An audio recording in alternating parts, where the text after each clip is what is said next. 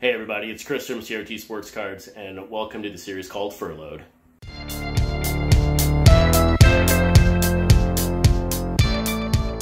Here we are, day 13, April 25th, 9 in the morning. This is the end of the second week of being furloughed. Next week is 1 week further from being employed full-time, so that's going to bring a whole different set of adventures and challenges. But yesterday, what did we do? What we didn't do was spend any time on Topps.com looking for 2020 Bowman First Edition. Well, actually, that's a slight fib. I spent about 5 seconds on it. I sat down for lunch and I saw they were available, so I said I'll give it one quick shot, and it wasn't working. And what's funny is the trick I shared yesterday of getting it from the MLB page, that was not there. It was in a different spot. So I apologize if you tried to find it from the MLB page. They, of course, hid it in a different area. They didn't really hide it, but they put it in a different area.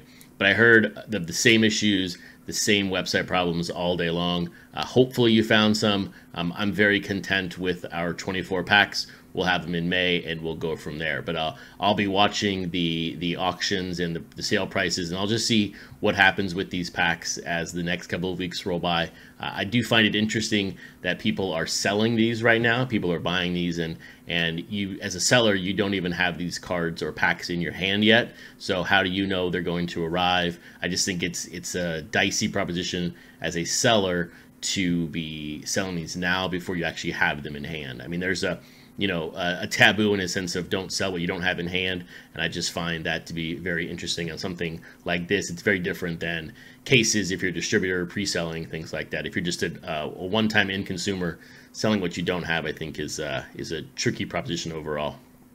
But what we did spend our time with yesterday is more work in the backyard. I decided to fill in the back area with more topsoil and seed. In Seattle in the cool season grass, this is sort of the end of the planting season in April. You don't want to plant in May and June just because it's just too hot here. The grass goes dormant. So I decided to finish that up. It's a rather sloped area. It's not too bad, but when there wasn't grass on it, the water would run down when it rains. So I was glad to get that filled in. And then today it's raining, so a good day to get that seed moist and continue to water it from here on out. But that was my day. Went to Lowe's.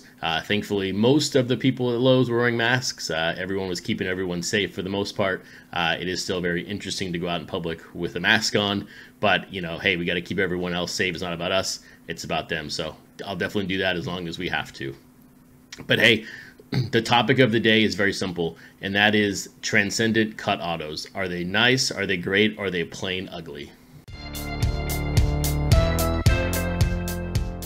So I think we can agree that a basic cut auto, I think what Upper Deck did back in the early 2000s or mid 2000s, when you take a signature and you just put it into a card, I think that looks fantastic. When you take what someone signed, let's say a postcard or a notebook where there's no other context of the page, I think those can look sharp. I think you can even do that to this day, but I think finding a cut auto by itself of a dead star is very difficult. Nowadays, we're left with taking stuff off documents and taking things off letters. It's a little bit different of a ball game. And I think this all was spurred on by the cut auto that was pulled yesterday by Houdini in his Transcendent case, which was Ty Cobb, Babe Ruth, Walter Johnson, and Honus Wagner. And I think from my perspective, this card, from the player perspective, it's amazing. I think it's four of the greatest players ever on a card. I think it's great.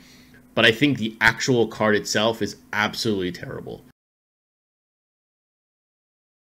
And here's why I say it's terrible. And I know it's a strong word, and it's very easy to gripe about things in the hobby. But I think the reason why I don't like this card is the same reason why I have a very, very small PC. And a lot of people comment on the fact that I collect so little, but yet I'm so involved in the hobby. And it's because I'm a visual person.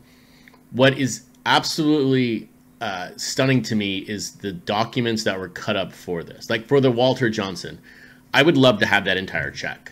The story behind that check. What is it, right? What was he doing? What was he paying for?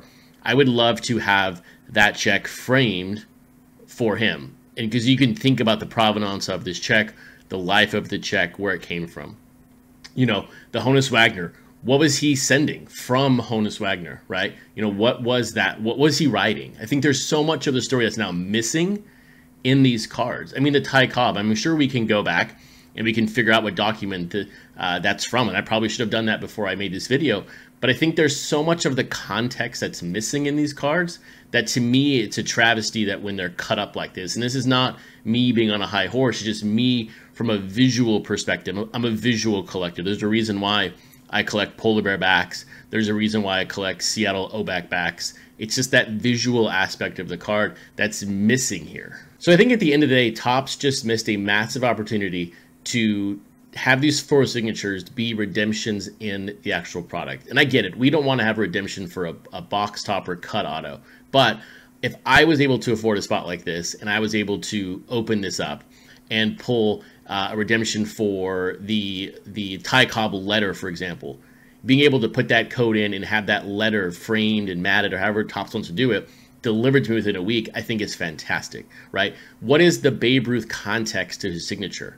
You know, maybe on the back of these, it talks about where these came from. I don't know. I've never seen the back of one of these cut autos. But I think there's just so much context that was lost that could have been gained if these would have been inserted as redemptions and then delivered to the consumer in a framed, matted format of the entire document. I think you can look at the Lou Gehrig that came in Transcendent. I think that's a very simple cut auto. That was a very simple note to somebody and his best wishes, Lou Gehrig. I think that's simple. You don't lose the context of the note in there. Now, if they just put Lou Gehrig, you know, that would be a different situation. What's the context of the letter? So to me, as a visual person, as a visual collector, I want to know the context of the card. I want to know the backstory. I want to know the provenance. I think he was just lost in his cut auto. Look, and it's going to sell for a lot of money. I get it. There's a high-end collector who's going to get this card, and it's going to display great. But as just a person who sits back and looks at these cards, I would have loved to have these documents in their whole form and not in their cut form. So, hey, that's the show for the week, guys. That's episode number 13. Thanks, everyone who's listened and watched. Have a great day collecting, and I'll talk to you tomorrow.